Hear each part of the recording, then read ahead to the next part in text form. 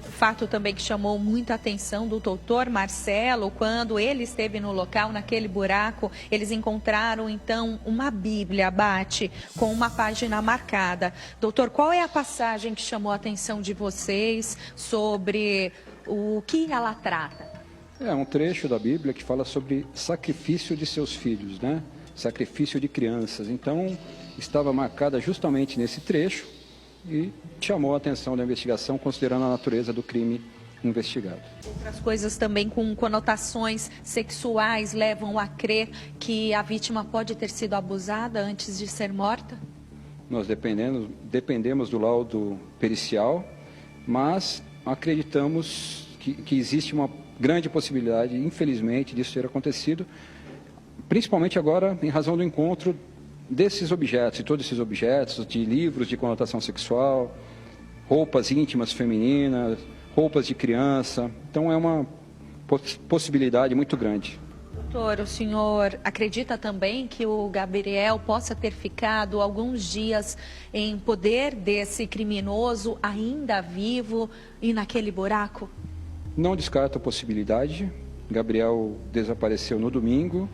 A família registrou o boletim de ocorrência apenas na segunda-feira, no final do dia, e as investigações na terça-feira pela manhã. Então, entre domingo e terça-feira, realmente isso pode ter acontecido. Porque foi terça-feira que começou a movimentação da polícia, da patrulha rural, polícia militar e também a polícia civil no local. Foi desde aí que a gente conseguiu acompanhar o caso, começou a acompanhar todo o trabalho da polícia militar e civil já na região. Foi então que os cães farejadores chegaram no local, né, doutor? Naquela terça-feira que começaram as buscas. Até então, todo esse trabalho foi feito, até agora, pessoas investigadas, algumas coisas confundiram a investigação e desviaram o foco até chegar nesse homem preso hoje, né, doutor? Exatamente. Durante as investigações, infelizmente, algumas pessoas mentiram por motivos não relacionados diretamente ao crime e, de certa forma, atrapalharam as investigações. Mas nós temos aqui o compromisso de prender o autor do crime, não qualquer pessoa, a qualquer custo. Então, toda a cautela e somente agora, com todos os indícios e provas, representamos pela prisão temporária do investigado, concordância do Ministério Público, decisão judicial. Então, uma providência muito bem pensada e com bastantes indícios. Foi necessário o silêncio nessas últimas horas? Vocês ficaram bem restritos, sem divulgar o que estava acontecendo para chegar nesse resultado? Sim, felizmente é uma região pequena, algumas testemunhas, algumas crianças têm medo, e nós precisávamos traçar a estratégia final aqui para proceder à prisão e analisar com cuidado e com cautela todos os indícios. Por que o Newton não foi apresentado? Nós não temos imagem do preso. Ele chegou em uma viatura, entrou por uma porta lateral e por isso a gente não apresentou o rosto dele, apesar da prisão preventiva já estar decretada. Ele ficará por 30 dias até a conclusão do inquérito. Doutor, por que isso? Exatamente. Nós não apresentamos ainda o Newton, porque ainda algumas pessoas devem vir à delegacia fazer o reconhecimento. E nós entendemos que se divulgarmos a imagem dele precipitadamente, isso poderá induzir esses reconhecimentos. E não é isso que nós queremos. Nós queremos isenção, que as pessoas venham, observem o Newton, entre outros investigados, e o apontem de forma correta. Não queremos indução na produção de provas. Então, nós queremos lisura no nosso trabalho e, por isso, essa cautela. Mas será apresentado oportunamente a todos. Como a polícia chegou até ele, doutor? A polícia, um trabalho de investigação muito criterioso, um trabalho de campo de inteligência policial, checando todas as possibilidades, todas as linhas de investigação possíveis, foram se fechando as principais. Soubemos da presença dele no bairro na data do desaparecimento do Gabriel, o local onde foi encontrado, a rota onde o chinelo estava, entre o local que ele morava e o Gabriel, muito perto, de fácil acesso. Imaginamos, e ao que tudo indica, o Gabriel foi arremessado da ponte, próxima ao local onde ele se escondia. Então tem uma série de indícios que nos levaram até ele. Ele foi preso então no bairro vizinho. Ele continuou na região mesmo depois desse crime, acompanhando o passo a passo do que estava acontecendo aqui em Registro. Sim, ele se escondia, né?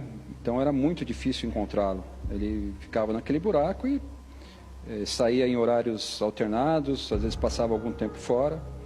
Então, mas conseguimos localizá-lo. Uma coisa que chamou bastante atenção, porque as buscas com os cães farejadores, o apoio com o Corpo de Bombeiros, aconteceu rapidamente. Já na terça, quarta-feira, as equipes estavam por toda a região. E ele teria sido visualizado por uma equipe do Corpo de Bombeiros. Ele estava sem roupa e com um facão na mão, muito agressivo. Os bombeiros chegaram a citar isso para as equipes de investigação? Para mim, não houve essa menção. Só que quando o Gabriel desapareceu, o foco era encontrar o Gabriel, né? Até então não se sabia que o Gabriel havia sido vítima de homicídio, que havia sido jogado no rio, que poderia ter sido, infelizmente, violentado. Então o foco era outro, o foco era encontrar a criança e talvez por esse motivo também não houve, se é que aconteceu, um foco muito grande em cima desse indivíduo. E os cães farejadores passaram por esse local. Doutor, o senhor pensa em levar novamente os cães farejadores para saber se o Gabriel foi levado até o buraco? Então, o cão farejador, eu não tenho um conhecimento muito técnico sobre o que ele é capaz. Eu imagino que pelos dias que já se passaram e pela mistura de odores naquele local, um local totalmente insalubre, eu acho difícil produzir essa prova com o cão farejador. Não vejo assim como imprescindível diante de tantos indícios coletados, mas pode eventualmente ser tentado. Bate, você gostaria de fazer alguma pergunta para o doutor? Ele está à disposição com a escuta. Tenho pergunta. Primeiro, parabéns, delegado Marcelo Freitas, pelo brilhante trabalho. Pode fechar a câmera, por favor, no delegado. São Paulo se orgulha em ter profissionais dedicados, mesmo com estrutura escassa, que a gente sabe como funciona no interior de São Paulo. Vocês fizeram um trabalho como se fosse uma equipe muito grande. O que eu pergunto para o senhor primeiro, delegado, por favor, o nosso cinegrafista, se conseguir fechar a câmera lá, para eu olhar mais de perto para o nosso delegado, por gentileza. Delegado, o que esse suspeito, possível assassino do Gabriel, disse ao senhor? Ele confessa o crime? Contou como foram os últimos momentos do menino? O que ele disse?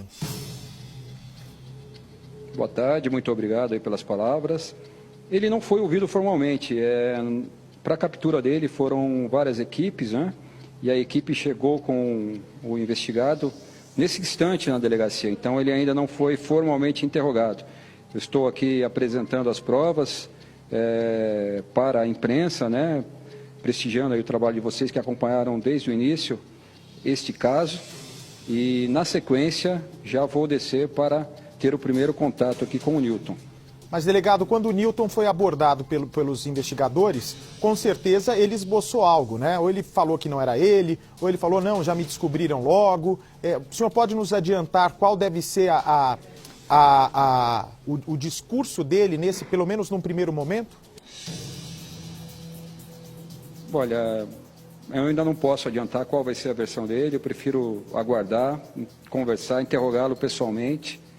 Espero que confesse diante de tantas evidências, tantos indícios. É isso que a polícia espere. De tudo isso que foi apreendido, delegado, qual peça o senhor destaca como mais importante que coloca o Newton na cena do crime? Olha, eu tenho aqui um carretel de linha que é de uma marca... Posso segurar? Aqui, Bate, vou mostrar para a gente. Esse carretel de linha aqui foi reconhecido como sendo vendido para o Gabriel na data do desaparecimento dele. A proprietária do bar esteve aqui na delegacia, confirmou que vendeu esse carretel de linha para o Gabriel no domingo, na data do desaparecimento. Fez o reconhecimento, disse que é dessa marca, a etiqueta foi ela que colocou, a embalagem plástica é do jeito que ela comercializa, a marca. Então, na soma de indícios, é um indício importante. Nós temos essa blusa vermelha, como foi falada, que pode ser o mesmo tecido que a criança está imobilizada. Temos aqui roupas femininas, roupas de crianças, que indicam perversão. Esse livro com essa marcação indicando sacrifício de crianças. Outros livros também de conotação sexual. Tem essa mancha aqui que vai ser feito um exame de DNA que, eventualmente, pode ser do Gabriel. Temos o exame que foi feito no esconderijo do investigado, na data de ontem, um exame feito com luminol. Não temos o resultado, mas eventualmente pode acusar a presença de sangue ou material genético passível de confronto. E essas roupas aqui, doutor, ao lado dessa sacola? Também estavam lá, foram espalhadas aqui, que nós achamos de mais interesse. Tem outras também foram apreendidas lá. Muita coisa, foram vários sacos de material apreendido, ambos, selecionados, cada tipo de coisa em cada saco que vai ser analisado. Eu percebi, doutor, ontem, quando a perícia saiu do local, um saco que tinha aparentemente uma lona, um plástico, que poderia ser uma mancha de sangue. O senhor percebeu algo do tipo? Então, toda a peça de roupa e tudo que foi coletado no local vai passar por exame pericial. Então, pode eventualmente também conter outras manchas de sangue em outras peças de roupa. Esse exame de DNA será feito nessa blusa para saber se é o sangue do menino Gabriel. O senhor já recebeu algum laudo inicial lá do IML de São Paulo que possa concluir se o corpo é realmente do menino? O laudo oficial ainda não foi apresentado. É um laudo, infelizmente, Gabriel não tinha RG, ele também não passava por dentista, então não foi possível o confronto da arcada dentária. E, então, seguindo o protocolo de identificação, que é a impressão digital, depois a arcada dentária, terceiro o DNA. Então, está sendo feito o DNA, e é um exame um pouco mais demorado, foi coletado o material da mãe e do pai, já está em São Paulo, está na mão do IML. Eu acredito que muito em breve deve estar pronto, está na mão de uma equipe muito competente do IML de São Paulo. Em breve devemos ter essa confirmação.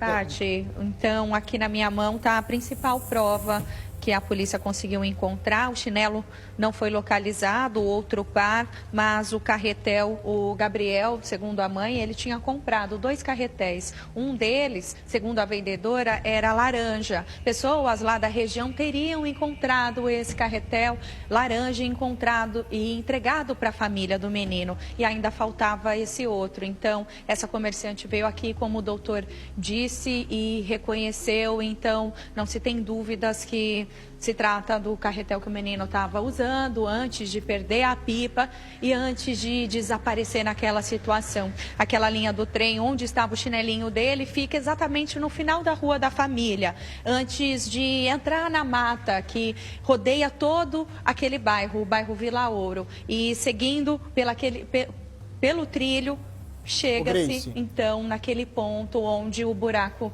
existe, onde foram encontrados tudo isso. O delegado fez uma revelação que chocou a todos nós aqui no estúdio, vem para mim, por favor, de que o Gabrielzinho teria sido morto e arremessado da ponte. Quando o senhor diz que ele foi arremessado da ponte, é uma ponte, é um viaduto, delegado? Ele foi morto...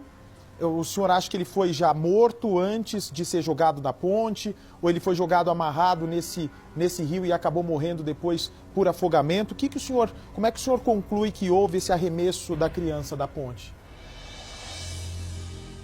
Olha, isso pela posição, pelo local que ele foi encontrado no rio, pelo local do endereço do investigado, que é sob a ponte que corta o rio Ribeira. Conversa com pescadores e frequentadores ali do rio, seguindo o sentido provável, né? Então, um estudo feito realmente indica aproximadamente onde poderia ter sido arremessado o corpo, que é próximo à residência desse investigado. Estivemos nesse local, Bate.